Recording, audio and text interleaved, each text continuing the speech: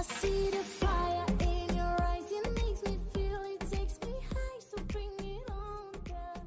Hello friends, इस episode की शुरुआत में हम देखते हैं कि फेंग का मास्टर सुई को किडनैप कर लेता है और फिर फेंग को माफी मांगने के लिए बुलाता है। फेंग उसकी बताई हुई लोकेशन पर पहुंच जाता है, लेकिन उससे माफी मांगने के बजाय उसे मारने लगा और उससे पूछने लगा कि सुई कहाँ है। इस पर उसका मास्टर बोला कि अगर तुम मुझे मार दोगे तो तुम्हें सुई का पता कभी नहीं लगेगा। ये सुनकर फेंग उसे छोड़ देता है और उससे माफी मांगने लगता है, लेकिन उसका मास्टर बोला कि मैं इतनी आसानी से तुम्हें माफ नहीं करूंगा। फेंग कहने लगा कि तुम्हें बदला लेना है तो मुझसे लो, अगर तुम कहोगे तो मैं लॉक खोलना छोड़ दूंगा, यहाँ तक कि अपनी लाइफ भी तुम्हें सौंप दूंगा। लेकिन उसका मास्टर बोला कि तुम्हें मेरा एक काम करना होगा, तुम एक फैक्ट्री में जाओ जहाँ तुम्हें एक बॉक्स मिलेगा जिसमें कुछ इलीगल सामान रखा हुआ है। उस सामान को लेकर तुम एक जंगल में जाना जहाँ तुम्हें एक आदमी मिलेगा और वो सामान तुम उसको दे देना। फेंग उस फैक्ट्री में जा रहा होता है और वो सोच रहा था कि जिस मास्टर ने कभी उसे लोगों की लाइफ सेव करना सिखाया था वही आज उससे इलीगल काम करवा रहा है। फिर फेंग उस बॉक्स में से वो सामान निकाल लेता है और उसे देने के लिए चला गया। जब वो उस जंगल में पहुंचता है तो सामने उसे एक आदमी दिखता है। वो उस सामान को उसे दे पाता उससे पहले फेंग के पास एक मैसेज आता है कि सुई को बचा लिया गया है और अब वो हॉस्पिटल में एडमिट है। मैसेज पढ़कर फेंग वहाँ से वापस चला गया। इसके बाद वो पुलिस स्टेशन जाता है और उस सामान को पुलिस को दे देता है, लेकिन उसने इलीगल काम किया था तो पुलिस उसे अरेस्ट कर लेती है। फेंग उनसे रिक्वेस्ट करने लगा कि मुझे एक बार सुई से मिलने जाना है। इस पर वो लोग उसे सुई से मिलने के लिए 30 मिनट का टाइम दे देते हैं। इसके बाद फेंग सुई से मिलने चला जाता है, लेकिन वो अभी ऑपरेशन थिएटर में थी। फेंग उससे मिल भी नहीं पाया और 30 मिनट बाद एक पुलिस ऑफिसर आकर उसे वहाँ से ले गया। अगले सीन में हम देखते हैं कि एक पुलिस ऑफिसर फेंग को बता रहा था कि जिसने तुम्हारे पास मैसेज किया था उसी इंसान ने सुई को बचाया है, लेकिन उसने सुई को बचाने के लिए तुम्हारे मास्टर का मर्डर कर दिया। फेंग को समझ नहीं आ रहा था कि उसे वो मैसेज किसने किया था, क्योंकि वो मैसेज उसे अननोन नंबर से आया था। 3 दिन बाद फेंग जेल से बाहर आ जाता है और वो सुई से मिलने के लिए हॉस्पिटल चला गया। सुई की केयर करते हुए काफी दिन ऐसे ही बीत जाते हैं। फिर एक दिन सुई को होश आ जाता है। सुई खड़ी होकर कुछ बोलने की कोशिश कर रही थी, लेकिन वो कुछ नहीं बोल पाई क्योंकि उसके गले को रस्सी से इतना टाइट बांधा गया था कि उसकी आवाज चली गई। इसके बाद एक पुलिस ऑफिसर सुई का स्टेटमेंट लेने आता है। सुई अपने फोन में टाइप करके बताने लगी कि फेंग के मास्टर का एक और साथी है जिससे वो कॉल पर बात करता था। मैंने उसे देखा तो नहीं, पर शायद वो उसका कोई फ्रेंड था।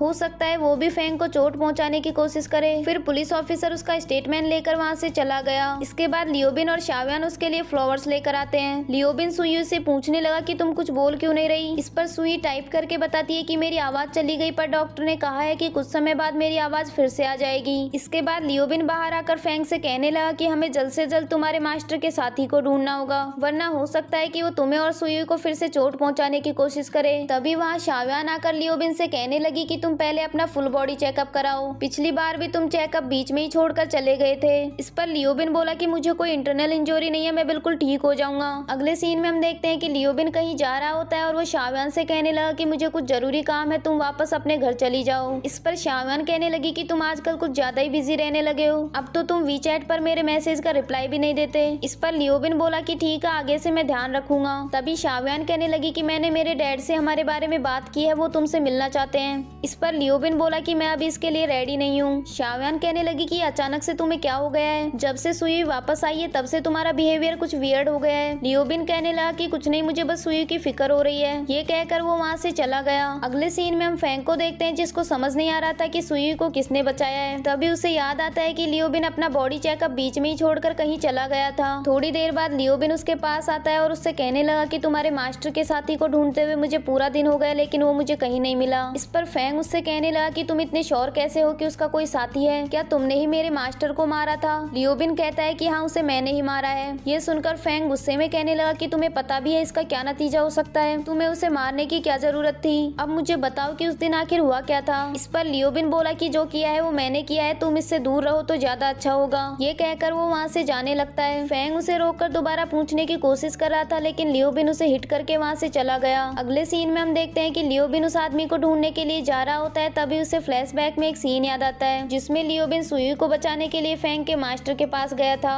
वहाँ उन दोनों में फाइट हो जाती है और गलती से लियोबिन से फेंग के मास्टर की डेथ हो गई। अब हम देखते हैं कि लियोबिन उस आदमी को ढूंढने के लिए उस जगह पर जाता है जहाँ फेंग का मास्टर रहता था। वहाँ सामने से उसे एक आदमी आते हुए दिखता है, लेकिन वो कोई और नहीं बल्कि फेंग था। फेंग उसके पास जाकर कहने लगा कि अब उस आदमी को ढूंढना बंद कर दो, क्योंकि मेरे मास्टर के साथ और कोई नहीं था। इतने साल तक जेल में रहने की वजह से वो मेंटली डिस्टर्ब हो गए थे। वो कॉल पर हमेशा खुद से ही बात करते रहते थे, यहाँ तक कि जिस आदमी को अपने सामने देखता था वो कोई और नहीं बल्कि वो खुद ही था। वो मेरी लाइफ बर्बाद करना चाहता था, लेकिन मेरी वजह से उसने तुम लोगों को भी इतना पेन दिया। फिर वो काफी इमोशनल होकर लियोबिन से कहने लगा कि मुझे तुमने एक नई लाइफ दी थी, लेकिन आज मेरी वजह से तुम्हारा सब कुछ छिन गया। तभी लियोबिन कहने लगा कि तुमने कुछ भी गलत नहीं किया, इसलिए अपने आप को ब्लेम मत करो। तुम मेरे सबसे अच्छे फ्रेंड हो, मेरे जाने के बाद अपना ख्याल रखना। ये कहकर वो वहाँ से चला गया। इसके बाद लियोबिन शाव्यान से मिलने जाता है और उसे देखते ही हक कर लेता है। फिर वो शाव्यान को बताने लगा कि तुम्हारा फियोंसे बहुत बुरा आदमी है, वो तुमसे पैसों के लिए शादी कर रहा है और उसी ने तुम्हारे सर पर स्टिक से मारा था, जिसकी वजह से तुम्हारी याददाश्त चली गई और उसके बाद तुम मुझसे मिली। लेकिन आई एम सॉरी, मैं ज्यादा समय तक तुम्हारे साथ नहीं रह पाऊंगा। इस पर शाव्यान कहने लगी कि मेरे लिए बस इतना ही काफी है कि तुम मुझसे प्यार करते हो। फिर लियोबिन कहने लगा कि अगर तुम्हें किसी दिन मुझसे ज्यादा अच्छा लड़का मिल जाए तो मेरा वेट मत करना।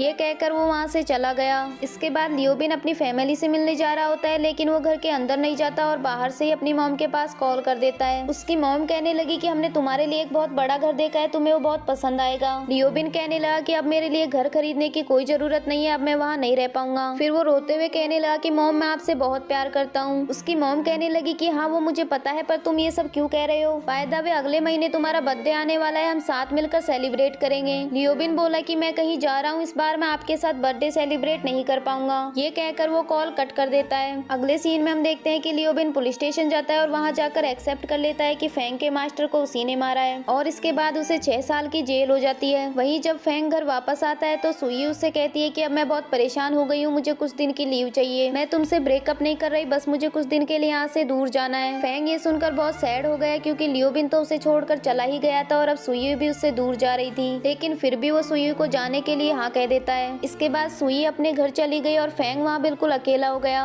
और वो सोचने लगा कि काश वो दोनों कभी मुझसे मिले ही ना होते तो शायद आज उनकी एक हैप्पी लाइफ होती, पर मुझसे मिलने के बाद उनकी लाइफ बर्बाद हो गई। इसके बाद वो भी उस घर को छोड़कर जा रहा होता है। तभी ग्रैनी कहने लगी कि जब वो लोग वापस आएंगे और तुम उन्हें यहाँ नहीं मिले तो उन्हें कैसा लगेगा। फिर फेंग एक बार उस घर की तरफ देखता है और उसे सुई और लियोबिन की बहुत ज्यादा याद आती है। वो लियोबिन की शरारतों को और सुई की क्यूटनेस को बहुत ज्यादा मिस कर रहा था। ये सब याद करने के बाद वो कहने लगा कि अब मैं ये घर छोड़कर कहीं नहीं जाऊंगा, मैं यहीं रुककर उनका वेट करूंगा, चाहे उनके आने में 1-2 साल लगे या फिर 10-12 साल। फिर वो रोते हुए सोचने लगा कि अगर कभी मेरा दिल धड़कना बंद भी कर दे तब भी मैं उनकी दी हुई होप कभी नहीं छोड़ूंगा। मुझे यकीन है कि वो एक दिन मेरे पास जरूर आएंगे और हम सब फिर से मिलेंगे। इसके बाद वो अकेले ही उस घर में रहने लग जाता है और कुछ महीने ऐसे ही बीत जाते हैं। इसके बाद एक दिन क्रिसमस डे आता है और वो अपने क्रिसमस ट्री को डेकोरेट करता है। फिर वो एक बेकरी शॉप पर जाकर एक स्ट्रॉबेरी केक लेता है जो लियोबिन का फेवरेट था। इसके बाद जब वो केक लेकर वापस आता है तो देखता है कि अंदर सुई खड़ी थी और उसकी आवाज भी वापस आ गई थी। फेंग उसे देखकर बहुत इमोशनल हो जाता है और उसके पास जाकर उसे हक कर लेता है। इसके बाद 6 साल बाद का सीन दिखाया जाता है जहाँ शाव्यान उनके घर फ्लावर्स लेकर आती है। तभी उन तीनों को बाहर से किसी के आने की आवाज आती है और जब वो सामने देखते हैं तो वहाँ लियोबिन था, जो आज भी उतना ही क्यूट लग रहा है जितना वो 6 साल पहले था। और इसी के साथ ही इस ड्रामा की हैप्पी एंडिंग होती है। आपको फेंग और लियोबिन की फ्रेंडशिप कैसी लगी कमेंट में जरूर बताना।